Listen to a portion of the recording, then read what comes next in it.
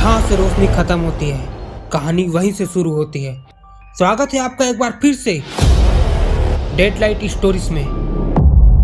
कहते हैं इतिहास कभी नहीं मरता, वो कुछ जगहों में बस जाता है और कुछ जगहें चीखों को संभाल कर रखती है। पुणे का शनिवार वाड़ा, जहाँ 30 अगस्त 1773 की रात सिर्फ नहीं हुई थी, वहाँ एक मासूम की आवाज़ हमेशा के लिए दीवारों में कैद हो गई थी। 13 साल के पेशवा नारायण राव महल के अंदर भाग रहे थे।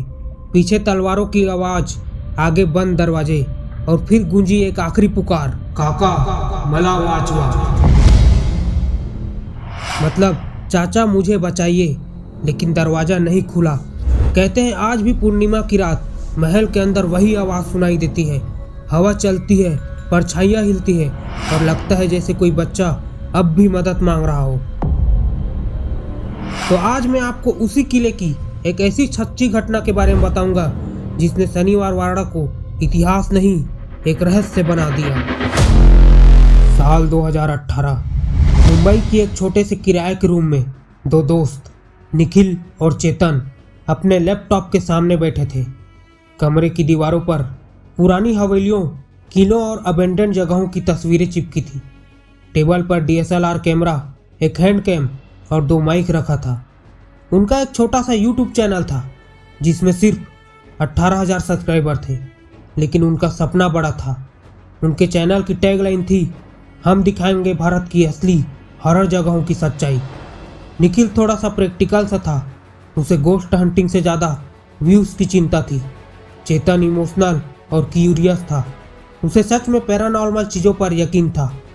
दोनों ने तय किया इस बार कुछ बड़ा करने का, कुछ ऐसा जो चैनल को रातों रात वायरल कर दे। उन्होंने चुना एक पुराना किला, एक ऐसा किला जिसके बारे में लोग कहते थे वहाँ रात में चीखें सुनाई देती हैं। दिन में वहाँ सैकड़ों लोग घूमने आते थे, लेकिन सूर्यास्त के बाद वहाँ रुकना मना था।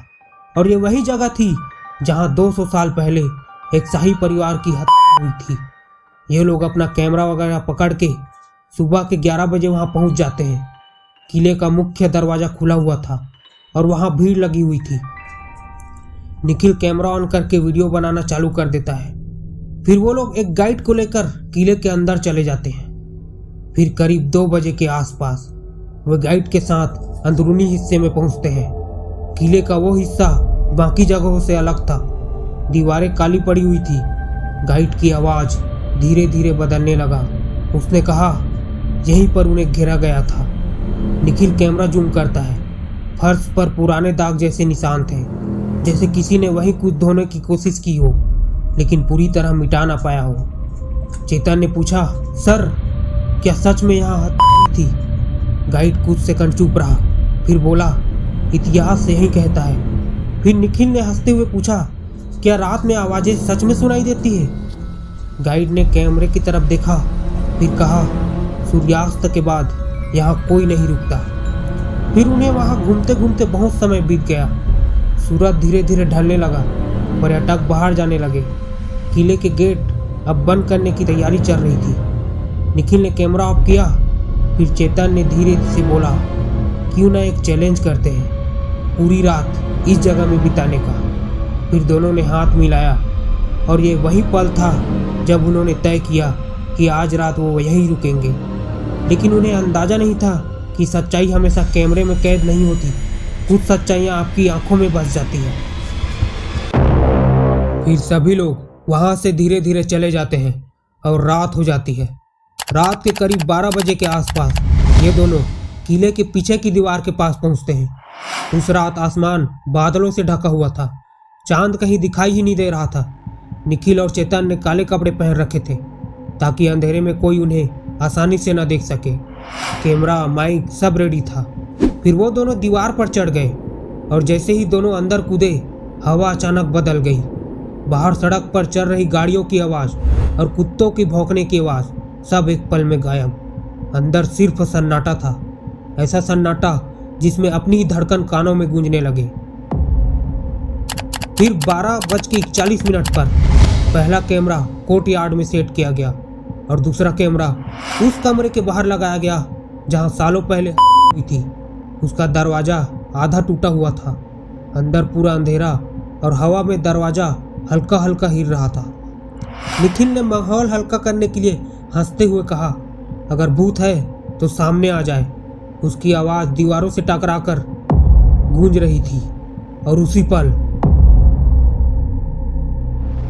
दूर कहीं अंदर से किसी चीज के गिरने की आवाज आई, जैसे कोई भारी लकड़ी या फर्नीचर गिरा हो।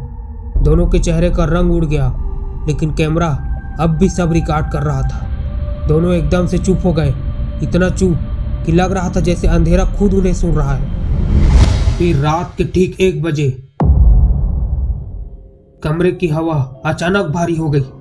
ऐसा लग रहा था जैसे किसी ने वहां का एसी फुल कर दिया हो, लेकिन वहां कोई एसी नहीं था। निखिल ने अपनी सांस से निकलती हल्की भाप देखी और चेतन से कहा, तुम्हें भी ठंड लग रही है क्या? चेतन ने तुरंत अपने मोबाइल में वहां का टेम्परेचर चेक किया और स्क्रीन पर जो नंबर चमक रहा था उसे देखकर उसके चेहरे का रंग उड़ गया, क्योंकि वहां का टेम्परेचर 8 डिग्री तक गिर चुका था। उसने कहा, यह कैसे पॉसिबल है? अभी तो 5 मिनट पहले टेम्परेचर नॉर्मल था। कमरे में ना कोई खिड़की खुली थी, ना कोई हवा का झोंका आया था, फिर भी तापमान गिर चुका था। तभी माइक में हल्की सी आवाज रिकॉर्ड हुई, इतनी धीमी कि पहले तो लगा शायद स्टैटिक नॉइस है। चेतन ने तुरंत हेडफोन लगाया और उस आवाज को सुनने लगा। तभी ऑडियो में एक हल्की सी आवाज सुनाई दी, काका। दोनों कुछ सेकंड तक चुप हो गए। चेतन ने प्लेबैक रिवाइंड किया और उस आवाज को फिर से सुनने की कोशिश की, और इस बार वो काका वाली आवाज साफ सुनाई दी। अब कमरे में सन्नाटा और भी गहरा हो गया था। चेतन ने नर्वस हंसी के साथ कहा, शायद कोई बाहर होगा और हमारे साथ मजाक कर रहा होगा। लेकिन तभी माइक में फिर से आवाज आई। इस बार आवाज पहले से साफ थी और थोड़ी लंबी भी। ये कोई रैंडम नॉइस नहीं था।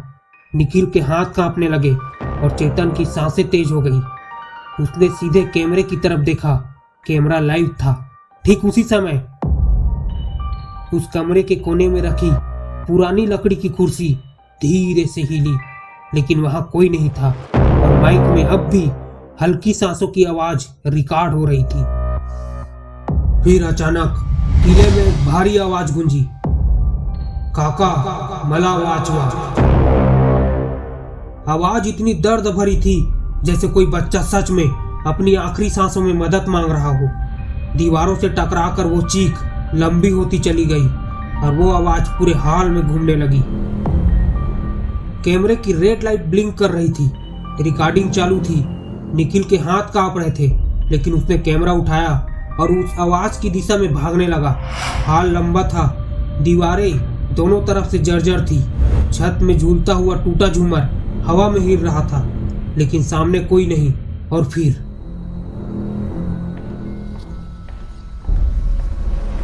टक टक की आवाज आती है। वो आवाज हल्की थी लेकिन साफ सुनाई दे रही थी, जैसे कोई छोटा बच्चा नंगे पैर वहां भाग रहा हो। चेतन ने फ्लैश लाइट उस दिशा में घुमाई। रोशनी दीवार पर पड़ी और एक पल के लिए उसे एक छोटी सी परछाई दिखी, कद में छोटी और बाल बिखरे हुए, तेज कदमों से कॉरिडोर की मोड़ की तरफ भागती हुई। चेतन ने कहा, कुछ देखा तूने? निखिल ने कैमरा जूम किया, लेकिन 2 सेकंड के अंदर वो परछाई मोड़ तक पहुंची और ऐसा लगा जैसे वो परछाई दीवार में समा गई हो। दोनों डर के मारे वहां से बाहर भागे और कोर्ट यार्ड में जा पहुंचे। वहां पहुंचने के बाद चेतन अचानक बिल्कुल स्थिर खड़ा हो गया, जैसे समय वहीं रुक गया हो। उसकी आंखें कोर्ट यार्ड के बीचों बीच जमी थी। निखिल ने उसका कंधा पकड़ा और कहा, चेतन क्या हुआ तुझे? तू सुन रहा है ना? लेकिन उसने कोई जवाब नहीं दिया। कुछ सेकंड बाद चेतन अचानक मराठी में बोलता है, ते आलेत, मतलब वो आ गए हैं। यह आवाज उसकी नहीं लग रही थी और ना ही चेतन को मराठी बोलना आता था। ऐसा लग रहा था जैसे किसी बड़े आदमी की आवाज एक जवान लड़के के शरीर से निकल रही हो। ठीक उसी समय कोर्ट यार्ड के कोने में सूखी पत्तियां बिना हवा के हिलने लगी। चेतन की उंगलियां मुड़ने लगी। फिर उसने अचानक जोर से चीखा, मला वाचवा काका, और वो जमीन पर गिर पड़ा। उसका शरीर बेकाबू होकर कांपने लगा और उसकी आंखों की पुतलियां ऊपर की तरफ जाने लगी। ये देखकर निखिल के पसीने छूट गए। फिर अचानक कैमरा बीप करने लगा। निखिल ने कैमरे की तरफ देखा। उसकी बैटरी जो अब तक 75% थी वो कुछ ही सेकंड में 9% हो गई। कैमरे की स्क्रीन फ्लिक करने लगी, लेकिन माइक में किसी के धीरे धीरे चलने की आवाज अब भी रिकॉर्ड हो रही थी। रात के करीब 2 बज चुके थे और निखिल चेतन को उठाने की कोशिश कर रहा था। वो मदद के लिए चिल्ला रहा था, लेकिन उसकी आवाज किले से बाहर नहीं जा पा रही थी। कैमरा अभी तक फ्लिक कर रहा था, जैसे फ्रेम में कुछ पल के लिए डिस्टॉर्ट हुआ हो।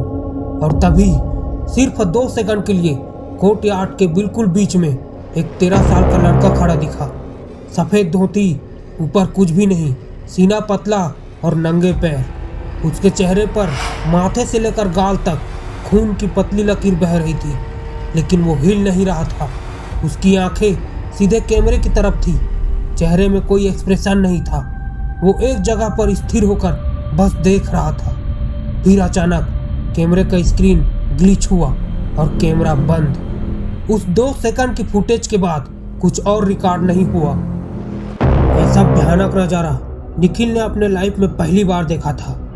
चेतन अभी भी जमीन पर बेहोश पड़ा था। निखिल ने बिना सोचे उसे कंधे पर उठाया और बाहर की तरफ भागने लगा, लेकिन जैसे ही वो दौड़ा, पीछे कंकड़ दबने की आवाज आई। ऐसा लग रहा था जैसे कोई उसके पीछे पीछे भाग रहा है, लेकिन निखिल ने पीछे मुड़कर नहीं देखा। उसका दिल जोर जोर से धड़क रहा था। भागते भागते उसे एक टूटी हुई दीवार सामने दिखी, वही रास्ता जिससे वो अंदर आए थे। उसने चेतन को पूरी ताकत लगा के दीवार के ऊपर ढकेला और वो खुद जैसे ही दीवार पर चढ़ने लगा, उसके पैरों पर भारीपन उसे महसूस हुआ, जैसे कोई उसके पैरों को खींच रहा है। उसने पूरी ताकत लगाई और जोर से उस दीवार को जैसे तैसे करके पार किया, और बाहर आते ही सब कुछ नॉर्मल हो गया। हवा सामान्य और दूर सड़क पर गाड़ियों की आवाज़ अब फिर से आने लगी। ऐसा लगा जैसे अंदर जो भी था वो बाहर नहीं आ सकता था। निखिल ने बिना देर किए मदद के लिए चिल्लाने लगा, और आखिरकार कुछ लोग जो वही रास्ते पर थे उन्होंने उनकी मदद की और चेतन को हॉस्पिटल ले जाया गया। फिर अगले दिन चेतन जब होश में आया तो वो बिल्कुल नॉर्मल था, और जब उससे पूछा गया कि कल रात क्या हुआ था तो वो हंसते हुए कहने लगा, कौन सी रात? उसे कुछ भी याद नहीं था, न कोर्टयार्ड, न वो चीख, न उसका गिरना। लेकिन कुछ दिन बाद रात ठीक 3 बजे वो अचानक बिस्तर पर उठकर बैठ गया। आंखें खुली थी, उसका चेहरा खाली। फिर वो मराठी भाषा में कुछ बड़बड़ाने लगा। उसकी माँ ने अगले दिन निखिल से पूछा, इसे क्या हुआ है? ये कुछ दिनों से हर रात ठीक 3 बजे नींद में मराठी बोलता है, और सुबह जब हम इनसे पूछते हैं तो इसे कुछ भी याद नहीं रहता। निखिल के पास कोई जवाब नहीं था। वो खुद बहुत ज़्यादा डरा हुआ था, लेकिन किसी को कुछ बताने की उसमें हिम्मत नहीं बची थी।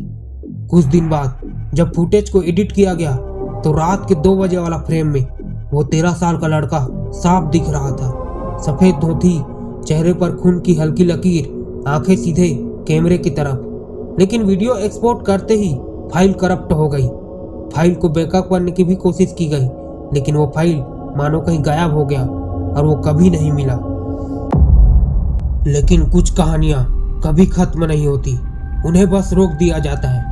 शनिवार वाड़ा अब भी वही खड़ा है, लेकिन हर रात वो फिर से वही पल जीता है।